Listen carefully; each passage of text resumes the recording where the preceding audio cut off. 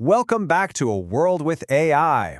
You know, if you thought the past few years were wild, just wait. Seriously, hold on tight, because 2026, this is the year we're seeing a huge shift in what AI can actually do. We're talking way beyond just conversation.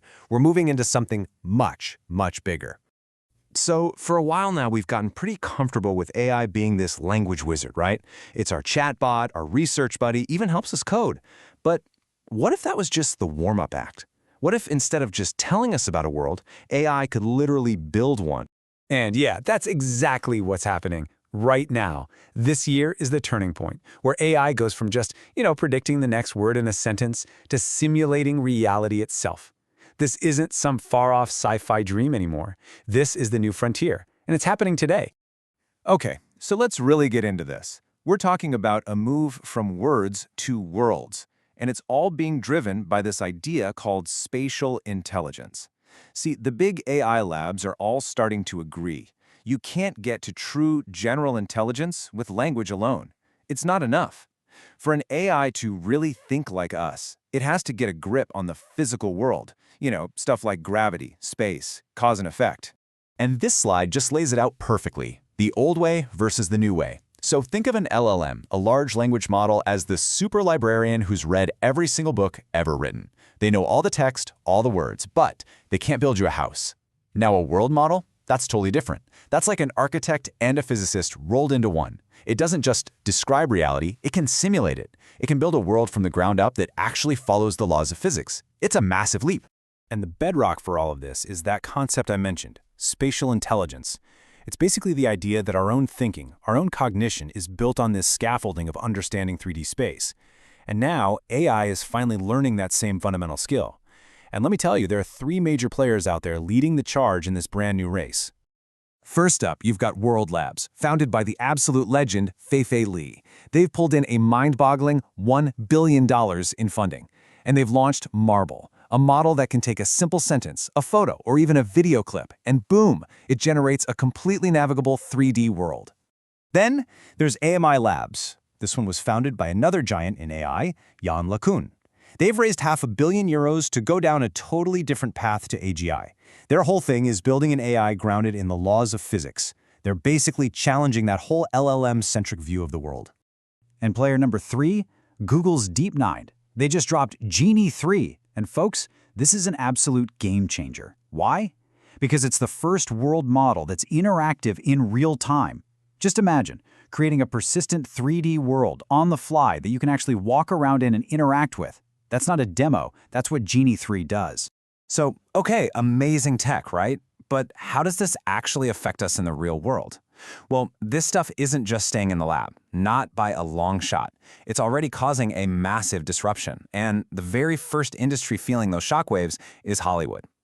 We're now entering what people are calling the no-camera economy. For years, that uncanny valley was a huge problem. AI-generated people just looked off. A little creepy, right? Well, in 2026, that barrier has pretty much been shattered.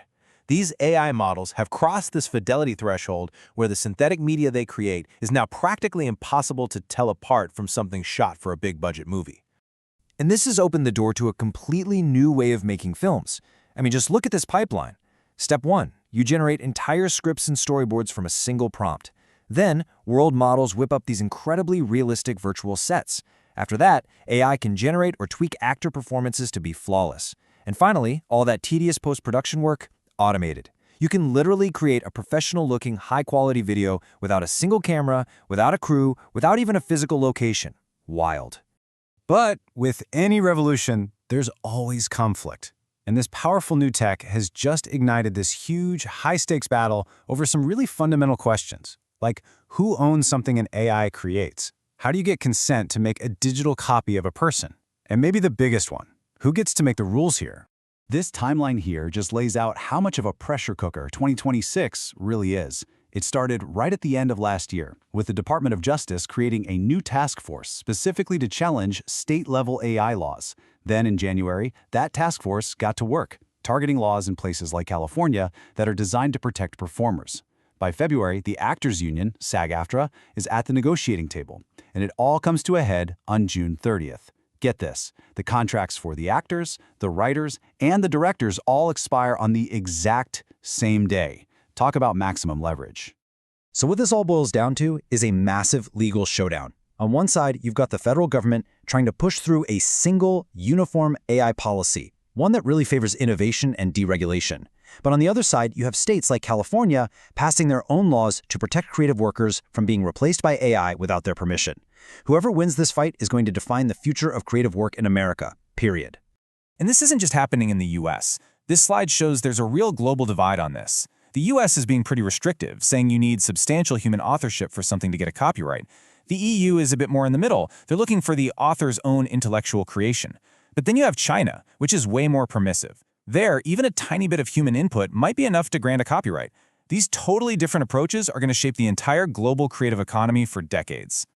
Okay, so with all these huge legal and political battles going on, what does it all mean for the actual creators, the actors, the writers, the artists on the ground? Well, it means they're fighting back, and they're starting to win a whole new set of rules for this new world. Just take a look at the protections SAG-AFTRA has already won. They've managed to legally define digital replicas, both of an actor's voice and their likeness. Now, if a studio wants to use one, they need clear, informed consent, and they have to say exactly how it's going to be used. There are even rules about pay.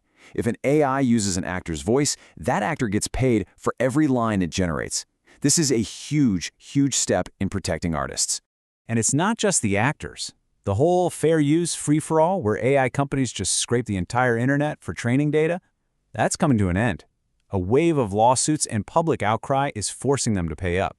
We're now in what's being called a proactive licensing economy. These companies are now shelling out hundreds of millions of dollars for legally licensed, clean data from news outlets and music labels.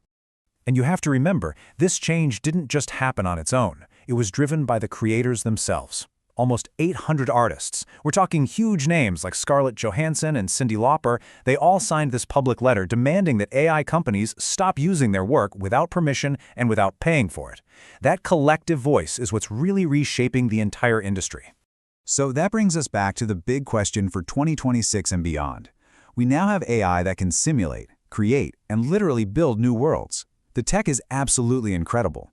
But as we start using these new tools, how do we make sure we build the right frameworks, the right guardrails, to ensure that human creativity and consent and artistry aren't just an afterthought, but are placed at the very heart of this new reality? So what do you think? What's the single most important protection that creators need in this new age of AI? Drop your thoughts in the comments below. I'd love to read them. And hey, to keep exploring the future of AI with us, don't forget to like, share, and subscribe. Definitely hit that notification bell so you don't miss our next explainer. Thanks for watching.